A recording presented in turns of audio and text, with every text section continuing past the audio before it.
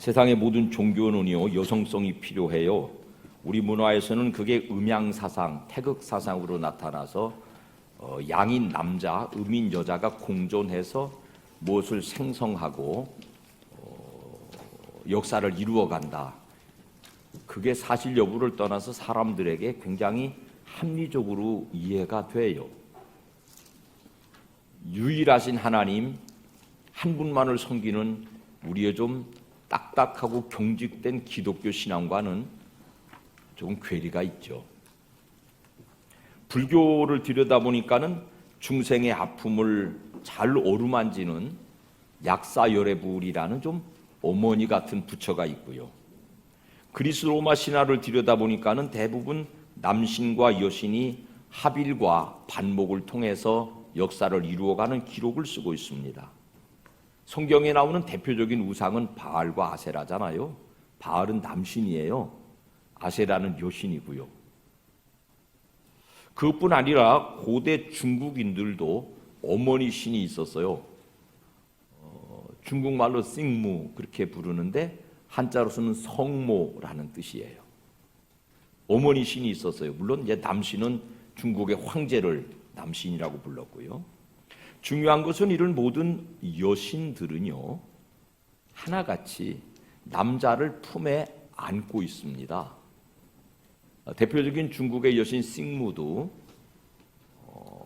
남편인지 아들인지 모를 정체불명의 남자를 안고 있는 상이고요. 고대 독일 사람들이 아이 아는 여신을 헤르타라고 불렀습니다. 북유럽에도 그런 여신이 있는데 디사라고 그랬고요. 인도에서는 인드라니, 그리스에서는 아프로디테, 수메르에서는 나나, 가나안 문화에서는 아세라, 애굽은 이시스, 로마는 우리에게 잘 알려진 비너스가 대표적인 여신들의 이름이에요.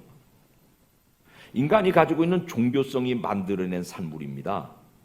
성경에는 에베소 시대의 에베소에 어머니신 혹은 여신인 아데미를 섬기는 신전이 있었습니다. 모든 종교는 남신과 더불어서 여신의 합의를 추구했고요. 세상에 있는 대부분의 종교들은 남신과 여신의 합의를 통해서 봄에 싹이 나고 가을에 열매를 맺고 하늘에서 비가 내리고 땅에서 새싹이 솟아오른다, 이런 천지 자연의 조화를 설명하는 원인을 삼았습니다. 구약의 선지자들 얘기를 좀 들어볼까요? 사사기 2장 13절 시작. 곧 그들이 여호와를 버리고 바알과 아스타롯을 섬겼으므로. 여러분, 이 사사기 시대는요, 그들이 40년 광야 마치고 가나안 땅을 정복해 들어와서 홍해바다를 건너온 기억이, 광야 40년 만나와 메추라기 생수를 먹은 기억이 아직 생생할 때예요. 근데 그 하나님을 떠나서 바알과 아세라를 섬겼대요. 자, 초기 로마에 예수님 부활 승천하신 이후에 교회가 급성장해 나갑니다. 기원 313년 되니까는 콘스탄틴 황제가 밀라노에서 이제 예수 믿는 사람들도 좀 그만 잡아 죽이자, 그런 칙령을 내리니까 그때부터 교회가 엄청나게 부흥합니다. 근데 그때나 지금이나 생각이 많은 사람들, 학자들, 이런 사람들은 자꾸 뭔가를 규정하기 좋아하고 뭔가를 정의를 내려야 돼요. 그래서 그때 교회 안에 예수님이 도대체 어떤 분인가, 예수의 정체에 대한 연구와 논의가 시작됐습니다. 사람이라고? 어떻게 사람이 물고기 2마리, 보리떡 5개로 5,000명을 먹일 수 있지? 어떻게 사람이 물 위로 걸어갈 수 있지? 하나님이라고? 세상에, 하나님이 어떻게 밥을 먹어? 하나님이 어떻게 죽어? 그래서 이제 여러 가지 예수 그리스도의 정체성에 대한 논의가 시작되는데요.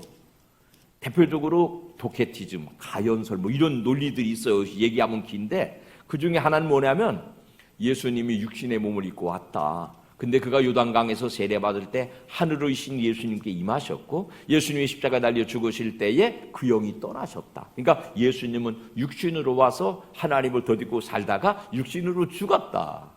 그 사람은 쫓겨났어요. 교회에서 쫓겨나서 이단이라고. 그런 논의가 굉장히 많이 진행되다가 431년 에베소 공의회에서 에베소에서 열린 교회 전체 회의에서 우리가 지금 믿고 있는 바대로 결정을 내려요. 뭐냐면 예수 그리스도는 같이 합시다. 참 하나님, 참 인간. 그게 우리가 지금 예수님께 대해서 믿고 있는 신앙이잖아요. 그게 431년 에베소 공의회에서 결정됐어요. 유익한 교리죠. 근데 참 인간이고 참 하나님이신 예수님을 누가 낳았어요? 그의 어머니 마리아가 낳았어요. 남편의 도움 없이. 그러니까 하나님을 낳은 여자가 된 거예요. 졸지에 마리아가. 하나님을 낳았으니까 마리아도 신성이 있다는 주장이 슬그머니 교회 안으로 들어오는 거예요. 거기다가 로마 교회로 막 쏟아져 들어오는 이방인들은요, 그런 문화 속에서 남신과 여신을 섬기던 문화 속에서 교회 안으로 쏟아져 들어왔으니까 교회 안에 거칠고 아버지적이고 왕권을 가지신 심판주이신 하나님 아버지만 아니라 어루만지고 따둑거리고 눈물을 씻어주는 어머니 같은 하나님이 철실하게 필요했던 거예요. 그래서 만들어진 것이 하나님의 어머니 성모 마리아입니다.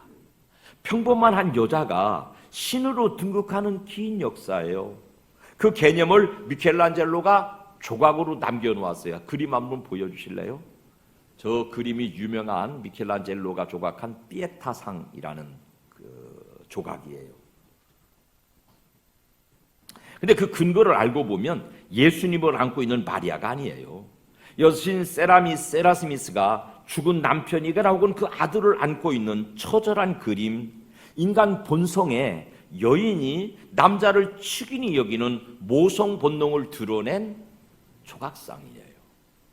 교회 안에만 있는 게 아니고 지금까지 장황하게 설명드린 고대 아수르, 바빌론, 메데, 바사, 로마, 근대의 중국에까지, 우리나라에까지 모성이 신성과 혼합되는 종교성이 끊임없이 지금까지 이어져오고 있는 것입니다. 그래서 교회도 그 필요를 따라 여자 하나를 데려다가 신으로 삼은 것이 마리아입니다.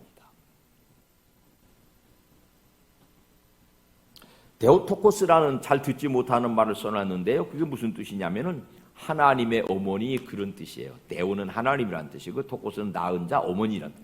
하나님을 낳은 여인 데오토코스 마리아거든요. 그 전까지는 그리스도 토코스였어요. 그리스도를 낳은 분, 그렇게만 생각했는데 431년 에베소 공의회 이후에 가톨릭 교회는 정식으로 마리아를 하나님의 어머니라고 등극시켰습니다. 세라 스미스가 자기 남편을 신성시해놓고 쥐가 여신의 자리를 차지한 것과 똑같은 원리로, 방법으로 여인 마리아를 신으로 등극시켜버린 것입니다. 교회가 필요로 하는 여신이 만들어진 거예요. 그때부터 마리아는 평범한 여인에서 자기가 원하지 않지만 신의 자리로 등극하게 됐습니다. 그 이후로 교회는 그 마리아를 통해서 하나님께 탄원하면 하나님이 그 어머니의 간청을 고절하지 않겠느냐. 그래서 거룩하신 성모 마리아여 우리를 위하여 탄원하여 주소서, 이런 기도를 지금도 가톨릭교회 성도들은 예배당을 드나들 때마다 그 아주 예쁘게 만들어 놓은, 아주 드레시하게 만들어 놓은, 조금 세속적 표현을 해드릴까요? 아주 요염하게 만들어 놓은 여신상 앞에 머리를 조아리고 모성의 본성을 발로시키면서 하나님처럼, 신처럼 마리아를 대하고 있는 것입니다. 수메로부터 아수르, 바빌론 거쳐 로마에, 그 다음에 유럽으로 오늘 이 나라 이 민족에게까지 전해지는 모성에 대한 그리움, 여인에 대한 본능적 그리움을 해소해주는 종교적 장치로 전락해버렸습니다. 니므롯과 세미라미스, 바알과 아세라를 섬기던 인간의 본성과 다름 아닌 것이죠. 드디어 1854년에 이르렀을 때 교황 비오 9세는 마리아는 원죄가 없다, 그런 교리를 발표했습니다. 마리아는 구원의 동역자다, 구원의 중보자다. 우리는 예수 그리스도만 우리의 구원을 중보할 수 있다고 배우지만 가톨릭 교회는 마리아가 구원의 동역자, 중보자라고 가르쳐 왔습니다. 1962년부터 65년 최근이죠. 제2차 바티칸 공의에서 가톨릭 교회는 성경을 거슬러서 마리아는 평생 동정으로 살았다, 그리고 죽을 때 죽지 않고 승천했다. 그래서 가톨릭 교회는 지금 성모 승천 기념일을 지키고 있습니다. 한마디로 마리아를 교회의 필요에 따라 신격화한 것입니다. 여신이 필요한 인간의 내면, 여신이 필요한 문화에서 교회에 들어온 사람들을 향한 배려로 평범한 여인, 한많은 여인 마리아를 마리아의 의지와 전혀 상관없이 신으로 등극시켰습니다. 성경을 읽어볼까요? 마태복음 15장 시작, 13장 시작. 이는 그 목수의 아들이 아니냐, 그 어머니는 마리아, 그 형제들은 야고보, 요셉, 시몬, 유다라 하지 않느냐, 그 누이들은 다 우리와 함께 있지 아니하냐. 마리아가 동정녀로 살지 않았다는 거예요. 예수님을 낳을 때 동정녀로 낳고 그 이후에는 요셉의 씨를 받아서 적어도 4명의 아들, 적어도 2명 이상의 누이들이라고 그러니까 여성 딸들을 낳았다는 거죠. 6남매 이상을 뒀다는 거예요. 근데 정확하게 그 성경을 거슬러서 마리아 평생 동정서를 주관하고 있으니 그건 그릇된 가르침이에요. 교회의 필요에 의하여서 만들어진 교리입니다. 예수 잘 믿으려면은 교리에 대해서는 끊임없이 의심하셔야 돼요. 끊임없이 공부도 하셔야 되고요. 무엇이 더 정확한 성경적 가르침인가에 대해서 배우셔야 됩니다. 자, 그러면 우리는 오늘 예수님을 낳으신 마리아의 정체를 들여다보는 날로 정했습니다. 아직 시집도 가기 전 이때 마리아의 나이를 한 17쯤으로 치는데요. 남자 경험이 없는 소년인데 아이를 뺐어요. 얼마나 충격적인 사건이에요. 더구나 내면적 충격뿐 아니라 그 사실이 외부로 알려지면 돌에 맞아 죽어요. 부정한 여자로 취급돼서 얼마나 스트레스가 깊을까요? 오늘 본문 31절 시작. 보라, 내가 잉태하여 아들을 낳으리니 그 이름을 예수로 하라는 말씀은 우리에게 복음이지만은 이 소녀 마리아에게는 사형 선언과 같은 썸뜩한 고백이에요. 17 소녀가 감당할 수 있는 제한이 아니에요. 그래서 그 말 들은 마리아가요, 39절에 가니까 시작. 이때에 마리아가 일어나 빨리 산골로 가서 유대한 동네에 이르러 산으로 도망갔대요. 그 산에 엘리사벳이라는 먼 친척 언니나 고모나 이모쯤 되는 할머니가 살고 계셔서 그 치마폭으로 달아나 버렸어요. 그만큼 마리아에게 매우 심각한 스트레스 상황이에요. 거기 가서 두근거리는 심장은 좀 가라앉혔겠지만 그래도 이 사건은 한 여자 인생의 상처와 한으로 남을 일이에요. 정당한 임신의 씨를 심어주어야 되는 요셉은 자기 씨가 아니라는 점을 잘 알았어요. 근데 마리아는 그 앞에서 무엇을 설명할 수 없어요. 이웃에게는 부정한 여자인 증거가 이제 배불러 올 거예요. 내 몸에 들어온 생명이니까 지금처럼 어디 가가지고 무슨 뗀다든지 이럴 수도 없는 때니까 받아들여야 되는 숙명이에요. 내 몸에 들어왔으니까 어떻게 해요? 키워서 낳아야지요. 이게 여자들의 고역할 수 없는 숙명이잖아요. 그게 여성들의 가슴에 또 다른 한으로 가라앉습니다. 그 숙명적 수태고지를 통해서 그는 믿음으로 이런 고백을 해요. 38절 시작. 마리아가 이르되 주의 여종이 오니 말씀대로 내게 이루어지이다. 이거 정말 인류 역사에 가늠할 만한 훌륭한 신앙 고백이에요. 여러분도 이런 고백이 있죠? 상상하십시오. 그렇다고 그 다음 날부터 마리아가 기뻐 날뛰면서 처녀의 몸에 아기 된 걸 자랑스럽게 여기고 감사가 충만하고 그랬겠습니까?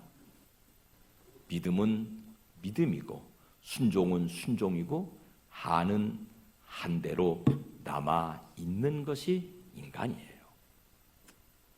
인간으로서 여성으로서 박탈된 존엄한 가치를 잃어버린 것.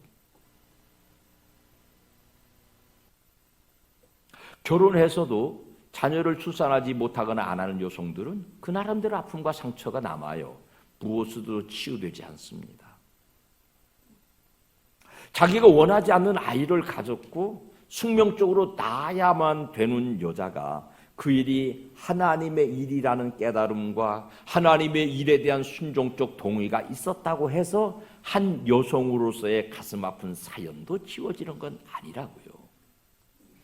마리아는 그러므로 한많은 여자라고 이름 지어주는 게 정당합니다. 신이 아니고요. 10달을 몸에 담았다가 낳은 아들이 청천 하늘 아래 십자가 지고 찢겨 죽어가는 모습을 보아야 했습니다. 하나님의 뜻을 다 이해한다고 해도 이 어머니의 가슴에 한 맺힌 것은 녹여내지 못합니다. 여인들은 숙명적으로 필연적으로 이런 한을 걸머지고 한평생 삽니다. 그 아픔 때문에 주님이 부활 승천하신 이후에 마리아의 기록은 아주 사라져버립니다. 아기 예수님을 낳아 길러서 하나님 앞에 십자가의 제물로 사라진 것까지가 한 많은 여인의 역할이었습니다. 신이 되고 싶은 말 0.1도 없습니다. 신성지 되고 싶은 것은 꿈의 상상도 할 수 없습니다. 그녀의 뜻이 아닌 마리아는 다만 한 많은 여인일 뿐입니다. 믿음이 있어도 순종했어도 하나님의 일에 쓰임받은 한 여인의 삶을 한마디로 표현하면 그야말로 한 많은 여자입니다.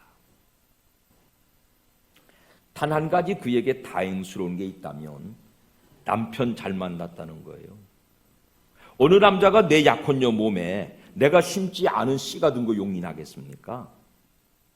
근데요, 마태복음 1장 19절 시작. 그의 남편 요셉은 의로운 사람이라 그를 드러내지 아니하고 가만히 끊고자 하여. 이 일을 생각할 때 주의 사자가 현명하여 이르되 다윗의 자손 요셉아 내 아내 마리아 데려오기를 두려워하지 말라. 그에게 잉태된 것은 성령으로 나타난 것이니. 다음에 설명되는데 설명되기 전에 인간 요셉은 이 부정하고 부당하고 천인공노할 범죄 행위에 증거가 있는 약혼녀 마리아를 향해서 손가락질하지 않았어요. 비난하지 않았어요. 드러내지 않았어요. 가만히 덮고 돌아서려고 했어요. 그게 마리아에게 유일한 숨통이었을 거예요. 남자들이 좀 여자들한테 너그러우면 좋겠어요. 너그럽지요. 다 너그러운데 각각 자기 아내들한테도 그러기를 바랍니다. 저한테 하는 얘기예요. 집사람 저보고 뭐라 그러냐면 당신은 사방팔방 조선팔도 모든 사람 얘기 다 들어주면서 왜 내가 뭔 말 하려고 그러면 결론만 말해 그러느냐고 저한테 뭐라고 그럽니다. 들어보니까 그 말이 옳아요. 다른 사람한테는 천지방 만지방 다 옳게 따숩게 대하면서 내가 같이 사는 내 아내의 실수와 허물과 내 아내의 흉에 대해서는 잘 용납이 안 돼서 그걸 참 뭐라고 말하게 되고 더러 그렇더군요. 요셉은요, 결정적이고 치명적인 문제를 가진 약혼녀 마리아를 향하여 분노하지 않았고 손가락질하지 않았고 만천하에 드러내서 내 억울함을 호소하지 않았고 가만히 끊고자 하여. 이 따위 모든 남성들이 여러 여자 말고 자기에게 하나님이 짝 주어주신 아내들에게 배우자들에게 이와 같으시기를 주님 이름으로 축원합니다. 그런데 하나님이 그를 감동하셔서 깨닫게 하신 후에는 버려져야 마땅한 여인을 받아들여서 예수님 출산해서 함께 길러냅니다. 남자도 물론이지만 남자 잘 만나서 그 그늘에서 따뜻하게 좀 감싸주는 대접을 받으셔야 여성으로서의 그 한 많은 가슴들이 조금 위로 받을 수 있어요. 함께 예배하는 남성 여러분, 여러분에게 주신 여러분의 배우자를 좀 따뜻거리고 좀 덮어주고 비난하지 말고 손가락질하지 말고 그 여인의 행해 있을 수 있는 부당함에 대해서 남에게 알리려 부르지 말고 따독따독 살아가시기를 동지석달 북풍한설 몰아치는 이 겨울에 부탁드립니다. 아멘 안 하시네. 힘든가 봐. 옛날 군불 때 나래묵처럼 따둑따둑 이불 덮어서 따숩게 살아가시기를 주님 이름으로 축복합니다.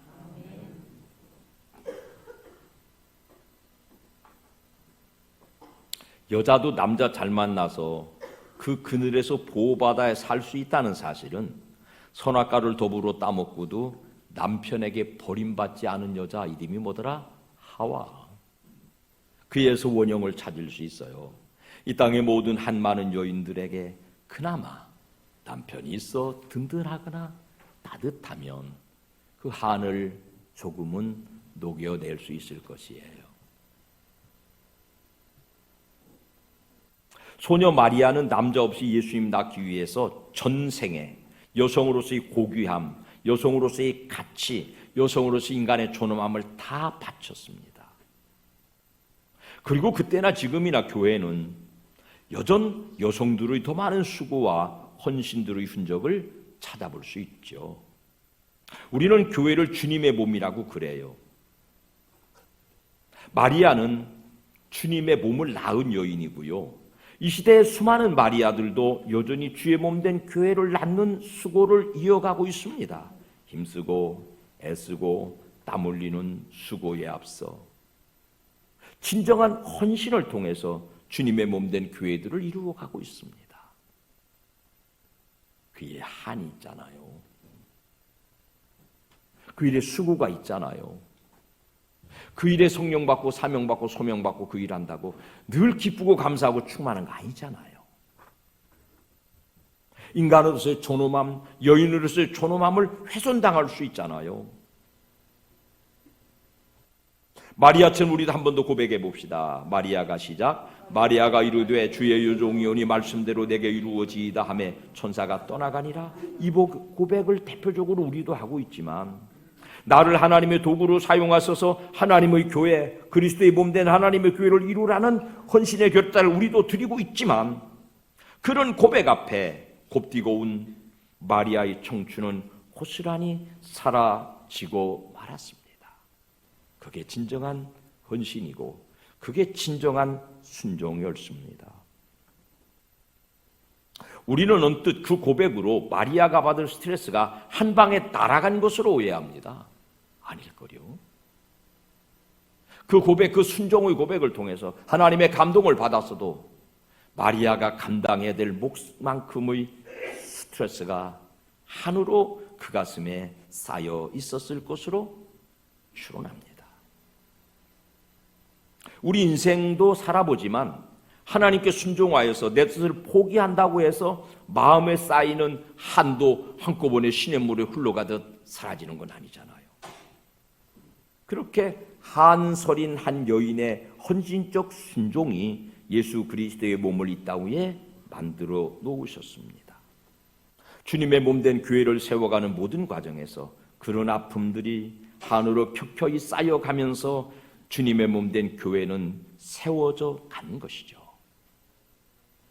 그 마리아의 신앙, 마리아의 헌신, 마리아의 한설인 순종과 포기가 오늘 우리에게도 이루어지고 있으니까 주의 몸된 교회가 자라가는 것입니다.